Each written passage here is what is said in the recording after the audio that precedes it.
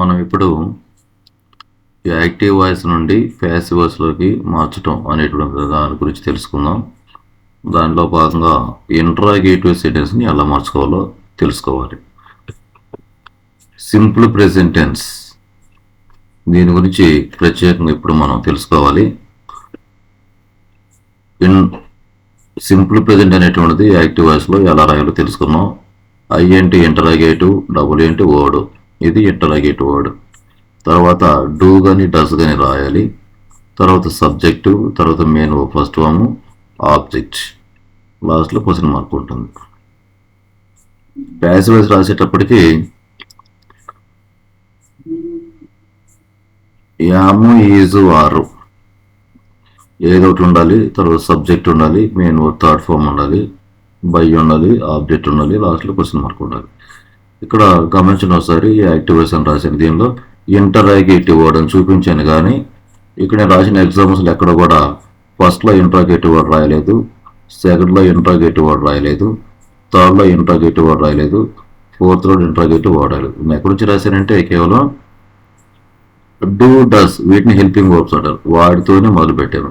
Interrogative words అని వేటిని అంటారంటే డబుల్ హెచ్ క్వశ్చన్స్ అంటారు కదా, అవి వెన్ కానీ, వై కానీ, వేర్ కానీ, విచ్ కానీ, అలాంటి వాటిని డబుల్ హెచ్ క్వశ్చన్స్ అంటారు. వాటితో ఇప్పుడేనో చేయలేదు అనమాట ఈ వీడియో. కేవలం ఎక్కడి నుండే హెల్పింగ్ వర్బ్స్ వాటి నుండి నేను స్టార్ట్ చేశాను, కాబట్టి ప్రతి దాని కూడా హెల్పింగ్ వర్బ్ ఇవ్వడం జరిగింది. సరే, ఇప్పుడు దీనికి సంబంధించిన మన ఎగ్జాంపుల్స్ 4 రాసుకున్నాం. 4 ఎగ్జాంపుల్స్. దీనిలో ఫస్ట్ వన్ చూద్దాం. డూ యూ గివ్ మీ, ఇది యాక్టివ్ వాయిస్. కరెక్ట్గా ఉండాలో చూద్దాం. ఇక్కడ ఇంటరాగేటివ్ వర్డ్ వదిలేయండి, దీనికి సంబంధించి మనం వేరే వీడియో చేసుకుందాం. డూ, డస్ వీటిలో మనం డూ రాసాం, సబ్జెక్ట్ యూ రాసాము, తర్వాత main first one give, object అనేది ఉన్నది మీ, ఇది కరెక్ట్గానే ఉంది. ఇది యాక్టివ్ వాయిస్ని ప్యాసివ్ వాయిస్లో మార్చేటప్పుడు సేమ్ ప్రొసీజర్, అయితే దానిలో కేవలం ఇది ఇంటరాగేటివ్ మోడల్ కాబట్టి స్టార్టింగ్లో మనము ఇక్కడ ఏమవుతాము హెల్పింగ్ వర్బ్. అలాగే ప్యాసివ్ వచ్చేటప్పటికి తప్పనిసరిగా బీ ఫామ్నే ముందు రాయాలి. బీ ఫామ్, యామ్ అనేది బీ ఫామ్. యామ్ ఎలా వచ్చింది అన్నట్లయితే చూద్దాం. డూ, గివ్ అనేటువంటి రెండింటిని కలిపినట్లయితే మళ్ళీ ఒకసారి చెప్పాను, డూ అనేటువంటి హెల్పింగ్ వర్బ్, గివ్ అనేటువంటిది మెయిన్ ఫస్ట్.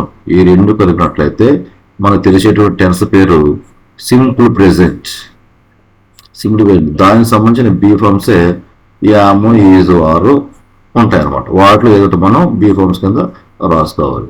ఇక్కడ మీ అనేటువంటిది ఉంది కాబట్టి మీ, ఇది ఆబ్జెక్ట్, దానికి సబ్జెక్ట్ వచ్చేటప్పుడు ఐ అనేటువంటి దానికి ఈ మూడింట్లో అంటే యామ్, ఈజు, ఆరు నుండి ఐని మాత్రం మనం రాసుకోవాలి. ఆ కారణం చేత యామ్ అనేది రాయవలసి వచ్చింది. నెక్స్ట్ ఐ ఎక్కడ నుంచి వచ్చిందంటే మీ నుండి ఐ రాసాం. మీ అనేటువంటిది యాక్టివ్ వాయిస్లోని ఆబ్జెక్ట్ మీ, దాన్ని మనం తీసుకుని వచ్చేటప్పటికి ప్యాసివ్లోకి సబ్జెక్ట్ కింద ఐ ప్లేస్లో రాసేస్తాం. నెక్స్ట్ గివెన్, ఇది ఎక్కడ నుంచి అంటే యాక్టివ్ వాయిస్లోని గివ్ ఏదైతే ఉందో ఫస్ట్ ఫామ్, దాన్ని ప్యాసివ్లో మార్చేటప్పటికి థర్డ్ ఫామ్ కింద మారిపోయింది. నెక్స్ట్ బై రాసాము, తర్వాత యూ రాసాము. ఇవన్నీ ఒకసారి చెక్ చేద్దాం. స్టార్టింగ్లో యామ్, ఈజ్, ఆర్ రిమోట్లో ఒకటి ఉందా లేదా, యామ్ రాసాం. తర్వాత సబ్జెక్ట్ అంటే యాక్టివ్ వాయిస్లోని మీ ఏదైతే ఉందో దాన్ని ఇక్కడ మార్చుకునేటప్పటికి ఐ కింద మార్చుకున్నాం మనం ఐఏని.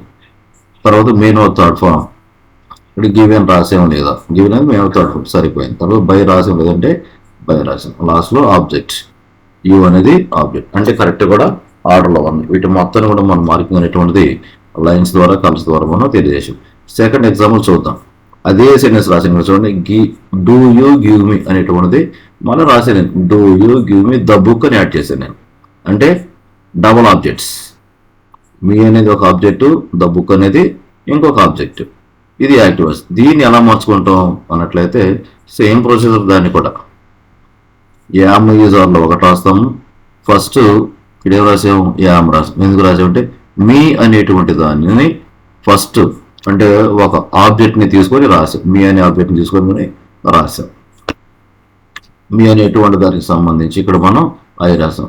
అయితే ఇది ఇంటరాగేటివ్ మోడ్ కాబట్టి ఫస్ట్ సెంటెన్స్ చెప్పిన ప్రకారంగా బీ ఫామ్ ముందు రాయాలి. సేమ్ అలాగే వచ్చింది చూడండి, ఇక్కడ am I given, yam given, ఇక్కడ కూడా యామ్ గివెన్, సేమ్ అలాగే వచ్చింది. ఇక్కడ యామ్ అనేటువంటిది ఇక్కడ టెన్స్ మనం అనుకున్న ప్రకారం సింపుల్ ప్రెజెంట్ కాబట్టి దానిలో బిఎఫ్ఎంస్ అనేటువంటి యామ్ యూజర్ ఉన్నాయి కాబట్టి దానిలో ఒకటి రాయాలి. ఇక్కడ ఐ అనేది రాసాం కాబట్టి దానికి సంబంధించి యామ్ అనేది రాయటం జరిగింది. తర్వాత గివెన్ అనేటువంటిది యాక్టివ్ వాయిస్లోని గివ్ అనేటువంటిది ఉంది కాబట్టి అది మెయిన్ ఫస్ట్ ఫామ్ కాబట్టి దానిని ప్యాసివ్లో మార్చేటప్పటికి మెయిన్ థర్డ్ ఫామ్ కింద రాయాల్సి ఉంటుంది. తర్వాత ద బుక్ ఎక్కడి నుంచి రాసాము, యాక్టివ్ వాయిస్లోని మరొక ఆబ్జెక్ట్. దీనిలో యాక్టివ్ వాయిస్లో రెండు ఆబ్జెక్ట్స్ ఉన్నాయి, ఒకటేమో మీ, రెండవ ఆబ్జెక్ట్ ది బుక్. ఈ యొక్క ది బుక్ ఇది సెకండ్ ఆబ్జెక్ట్ కాబట్టి దాన్ని ఇక్కడ రాసుకుందాం. I am given the book, అది అయిపోయిన వెంటనే బై రాసాము, ప్రిపోజిషన్ తర్వాత ఆబ్జెక్ట్, లాస్ట్లో మనము యూ రాసాం. యూ అనేటువంటిది యాక్టివ్ వాయిస్లోని యూ ఉంది కాబట్టి యూని యాస్టేజ్గా రాసాం. ఇప్పుడు థర్డ్ ఎగ్జాంపుల్స్ అవుతాం. డస్ రాము సస్పెక్ట్ హిమ్, ఇది యాక్టివ్ వాయిస్ ఉందా లేదంటే ఒకసారి చెక్ చేద్దాం. డూ డస్, వీటిలో డస్ ఉంది, తర్వాత సబ్జెక్ట్ రాము ఉంది, తర్వాత మెనూ ఫస్ట్ ఫామ్ సస్పెక్ట్ ఉంది, తర్వాత ఆబ్జెక్ట్ ఇక్కడ హిమ్ అనేది ఉంది. దీన్ని ప్యాసివ్లో మార్చేటప్పుడు ఈ ప్రొసీజర్ ఉందా లేదు, స్ట్రక్చర్ ఉందా లేదు మనం చెక్ చేద్దాం. యామీజర్లో ఒకటి ఉందా లేదంటే ఇక్కడ ఈజ్ రాసాం. ఈజ్ దేనికి రాసాము, సబ్జెక్ట్ అనేది ఇక్కడ హీ ఉంది కాబట్టి ఈ ఎక్కడి నుంచి వచ్చింది, యాక్టివ్ వాయిస్లోని ఆబ్జెక్ట్ హిమ్ ఉంది. దీన్ని మనం ప్యాసివ్లో తీసుకొచ్చేసాము, ఇది హీ కింద మారిపోయింది. ఏ రెండు ఇక్కడ సబ్జెక్ట్. దీనికి సంబంధించినటువంటి బీ ఫామ్ ఇక్కడ ఈజ్. ఎన్ని బీ ఫామ్స్ ఉంటాయి, యామ్ యూజర్ మొత్తం మూడు ఉంటాయి. మూడింట్లో హీకి సంబంధించి మనం ఈజ్ రాసాం. ఈజ్ ఎందుకు రాసాం స్టార్టింగ్లో అంటే ఇది ఇంట్రాగేటివ్ సెంటెన్స్ కాబట్టి. తర్వాత చూద్దాం, మెనూ థర్డ్ ఫామ్ ఉంది, సబ్జెక్ట్ రాసిన తర్వాత మెనూ థర్డ్ ఫామ్. ఇక్కడ మెనూ థర్డ్ ఫామ్ సస్పెక్టెడ్ ఎక్కడ నుంచి వచ్చిందంటే యాక్టివ్ వాయిస్లోనే సస్పెక్ట్ అనేటువంటి ఫస్ట్ ఫామ్, దానిని మనం థర్డ్ ఫామ్ కింద మార్చుకొని సస్పెక్టెడ్ రాసిన తర్వాత ప్రిపోజిషన్, తర్వాత లాస్ట్లో మనకి ఆబ్జెక్ట్ ఉంది. ఈ ఆబ్జెక్ట్ మనం రాము అని రాసాం. ఈ రాము ఎక్కడి నుంచి వచ్చిందంటే యాక్టివ్ వాయిస్లోని సబ్జెక్ట్ రాము ఈజీగా రాసేసాం, అదే ఇక్కడ ప్యాసివ్ వాయిస్లో ఆబ్జెక్ట్ అయిపోయింది. ఇంకా last one fourth one, do you repair the mobiles. Mobiles మీరు రిపేర్ చేస్తూ ఉంటారా, ఇది దీనికి సంబంధించి ప్యాసివ్ వాయిస్ ఎలా ఉంది, యాక్టివ్ వాయిస్ ఎలా ఉందో చెక్ చేద్దాం. First passive voice active voice structure. Active వాయిస్లో డూ డస్ వీటిలో ఏం రాసాము మనం, డూ రాసాము, తర్వాత సబ్జెక్ట్ ఇక్కడ యూ రాసాము, తర్వాత మెయిన్ ఫస్ట్ ఫామ్ అనేటువంటిది ఇక్కడ రిపేర్ రాసాము, ఆ తర్వాత ఆబ్జెక్ట్ వచ్చేటప్పటికి ద మొబైల్స్ అనేది రాసాం. ఇది కరెక్ట్గానే ఉంది. దీన్ని ప్యాసివ్ వాయిస్లో మార్చేటప్పటికి కరెక్ట్గా ప్రొసీజర్ ఉందా లేదా చెక్ చేద్దాం. Starting am user be forms ఇవి, వీటిలో ఏమన్నా అంటే ఆర్ రాసాం. ఎందుకు రాసాము ఇక్కడ, ది మొబైల్స్ అనేటువంటిది ప్లోరల్ కాబట్టి ఆర్ అవర్స్ వచ్చింది. ఈ మొబైల్స్ ఎక్కడ ఉంది, యాక్టివ్ వాయిస్లోని లాస్ట్లో చూడండి, ఇది ఆబ్జెక్ట్ ప్లేస్. ఈ ఆబ్జెక్ట్ని స్టార్టింగ్లో తీసుకొచ్చాము ఇక్కడికి.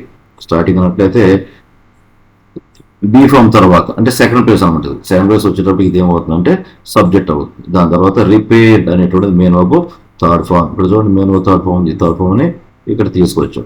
ఇది యాక్టివ్ ఉన్నటువంటి రిపేర్ మెయిన్ ఫస్ట్ ఫామ్. తర్వాత బై రాసాము, ఇక్కడ చూడండి ఆర్టికల్ బై ఉంది, బైకి ఈక్వల్ బై రాసాము, లాస్ట్లో వచ్చేటప్పటికి ఆబ్జెక్ట్ అనేది రాసాము యూ అనేటువంటి. యూ ఎక్కడ నుంచి వచ్చిందంటే యాక్టివ్ వాయిస్లోని ఇక్కడ చూడండి సెకండ్ ప్లేస్లో ఉన్నటువంటి సబ్జెక్ట్, దాన్ని ప్యాసివ్ వాయిస్లో రాసేటప్పటికి లాస్ట్లో రాసాము, అది ఇక్కడ మనకి ఆబ్జెక్ట్గా మారిపోయింది. ఇది మొత్తం మీద యాక్టివ్ వాయిస్ నుండి ప్యాసివ్ వాయిస్లోకి మార్చుకునే విధానంలో ఇంట్రాగేటివ్ సెంటెన్స్లో సింపుల్ ప్రెజెంట్ ఎలా రాయవచ్చు, ఇది టాపిక్ ఈరోజు. దానికి సంబంధించి మనం యాక్టివ్ వాయిస్ దాని ఒక స్ట్రక్చర్ ఇచ్చాము క్లియర్గా. అదే ఐ అంటే ఇంటరాగేటివ్, డబ్ల్యూ అంటే ఇంట్రాగేటివ్ వర్డ్. ఇంట్రాగేటివ్ వర్డ్తో కూడా మనం స్టార్ట్ చేసే సెంటెన్సెస్ రాసుకోవచ్చు. కానీ ఇక్కడ ఈ వీడియోలో మాత్రం ప్రత్యేకించి ఇంట్రాగేటివ్ వర్డ్స్ లేకుండానే చేశాం. అది ఉంటుందని చెప్పడం కోసం నేను ఇక్కడ నోట్ చేసాను. ఇది కేవలం మాత్రం హెల్పింగ్ వర్బ్స్తోనే స్టార్ట్ చేసాం, అంటే డూ కానీ డస్ కానీ వాటితోనే స్టార్ట్ చేసాం. ఫస్ట్ సెంటెన్స్లో డూ రాసాము, తర్వాత సెంటెన్స్లో డూ రాసాము, తర్వాత సెంటెన్స్లో వచ్చేటప్పటికి డస్ రాసాము, ఆ తర్వాత వచ్చేటప్పటికి డూ రాసాము. మొత్తం మీద మనం చెప్పుకున్న ప్రకారం ఇక్కడ డూ కానీ డస్ కానీ వీటిలో ఒకటే మనం రాసాం. ఇక కింద వచ్చేటప్పటికి యామ్ యూజర్ బీ ఫామ్స్ ఇవి. ఈ బీ ఫామ్స్లో వచ్చేటప్పటికి మనము మూడింటిలో చూపించాము. First yam, first example yam చూపించాము, తర్వాత ఈజ్ అనేటువంటిది ఇక్కడ థర్డ్ ఎగ్జాంపుల్ ఈ చూపించాము. తర్వాత ఆర్ ఉంది కదా, ఆర్ అనేటువంటిది ఫోర్త్ ఎగ్జాంపుల్లో ప్రతి దాన్ని కూడా మనం క్లియర్ కట్గా చేసుకున్నాం. ఈ యొక్క కలర్స్ వచ్చేటప్పటికి గ్రీన్ వచ్చేటప్పటికి యుయు అంటే యాక్టివ్ వాయిస్లోని సబ్జెక్ట్ ఏదైతే ఉందో అదే సబ్జెక్ట్ ప్యాసివ్ వాయిస్లో ఆబ్జెక్ట్ అయ్యింది. ఇక్కడ రెడ్ కలర్ వచ్చేటప్పటికి యాక్టివ్ వాయిస్లో ఏదైతే ఆబ్జెక్ట్ ఉందో అదే ఆబ్జెక్ట్ ప్యాసివ్ వాయిస్లో వచ్చేటప్పటికి సబ్జెక్ట్ కింద మారింది.